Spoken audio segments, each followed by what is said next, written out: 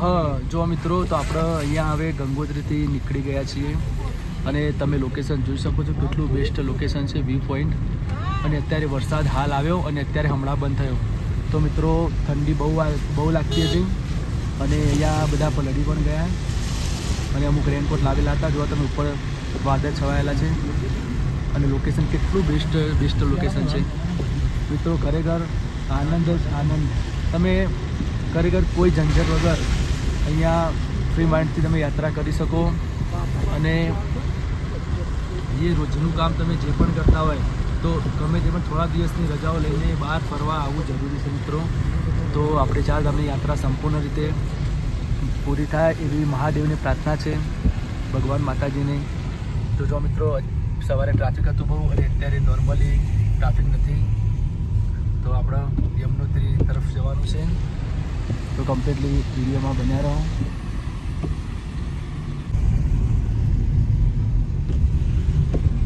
જો મિત્રો,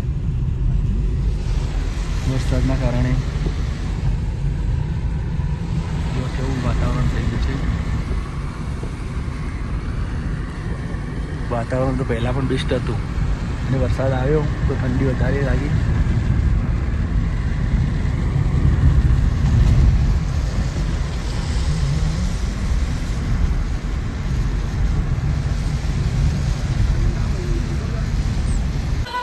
તો જો મિત્રો, દર્શન કરી નીકળી ગયા. વરસાદ પણ સારો એવો બંધ થઈ ગયો છે. ઠંડી તો બહુ જોરદાર લાગી રહી છે અને રસ્તામાં બહુ જોરદાર વ્યૂ જોવા મળ્યો. જોવા બાકી સામે જોરદાર બરફ પડ્યો છે. તો આપણે આગળ જઈશું કેદારનાથ બાજુ, એટલે નજીકથી જોવા મળશે પણ અત્યારે દૂરથી જોવા મળી રહ્યું. તો જોવા કાલે કેટલું જોરદાર દેખાઈ રહ્યું છે. અરે વાહ! બસ આ સીન તો ફિલ્મમાં અને મૂવીમાં જોયું, તો આજે રિયલમાં જોઈને બહુ ખુશી થાય છે. બહુ જોરદાર વ્યૂ ને જોવા ખાલી એવું લાગે છે કોઈ જન્નતમાં આવી ગયા હોય. બોલો જયદીપભાઈ, કે કેવું છે? બરફ જુઓ, બરફ જોવા તો આજે આપણે શું કેવું કાકા? કોઈ કહેવા તો અમે નહીં કહેવા, તારા બધા તો કહેવું હું તો બરફ જોવા. કોણ કહેવાય છે? તમે કહેશો? બસ બીજું તો શું, જોડે વિડીયોમાં બનાવો, તમને બીજું પણ ઘણું બધું બતાવીએ.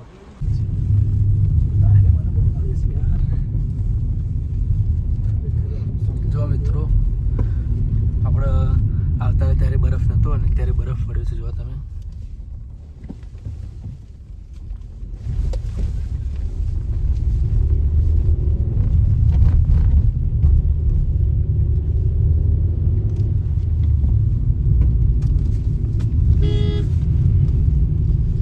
લોકેશન મજબૂત લાગે છે.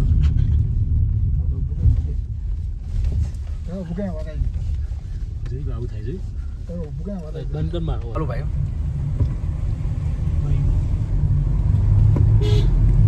જો મિત્રો ડેન્જર રસ્તા છે. આ રસ્તો એકદમ ડેન્જર એટલા માટે ઉભા રાખ્યો પેલા એકદમ. જો મિત્રો બાજુમાં જોઈએ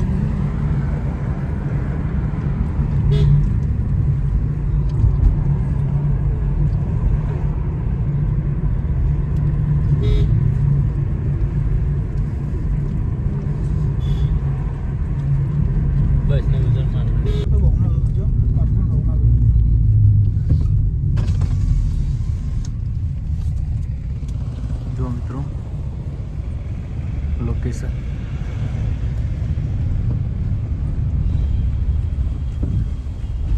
કેટલું સુંદર લોકેશન છે. તમારા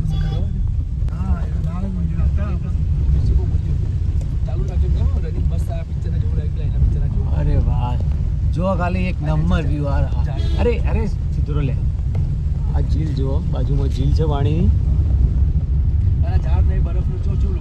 હા, એક નંબર. જે લેયર બને છે ને એમને ચાલુ રાખજો એમને.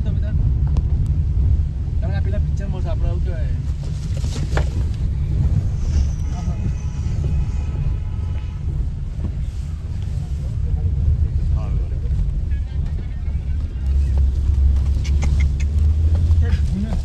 કોઈ નહીં, મીડિયમ આપણે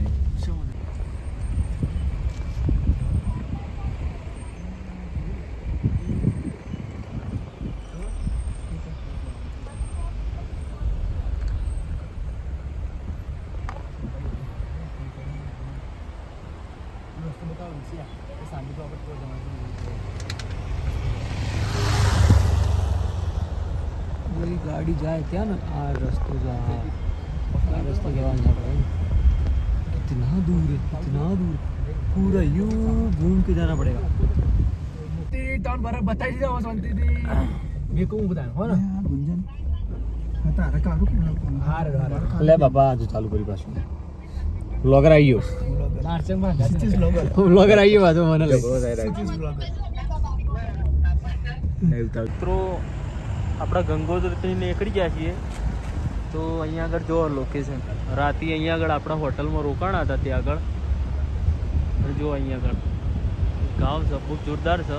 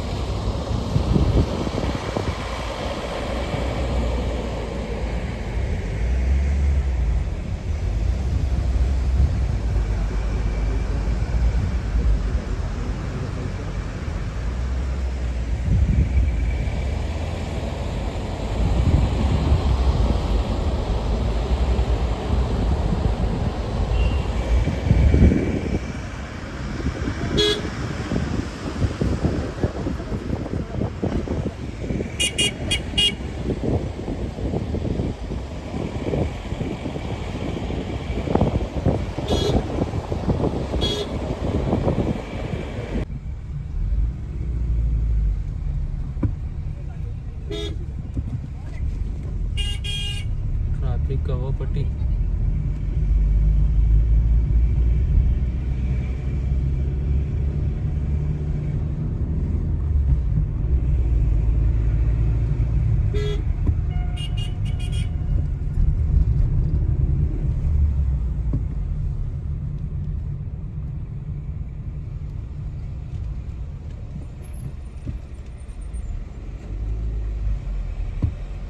જો મિત્રો બહુ ટ્રાફિક છે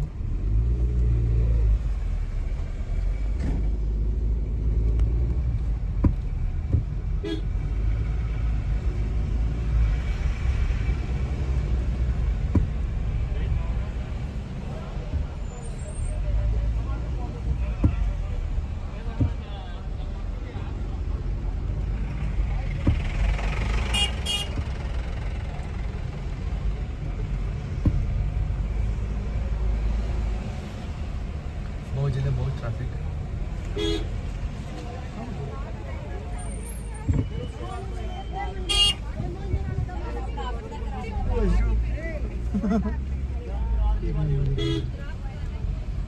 ગુજરાત વાળા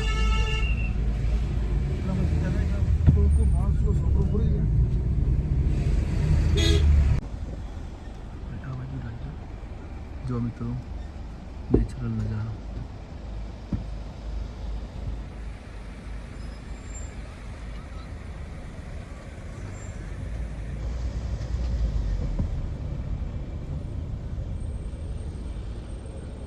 જન્નત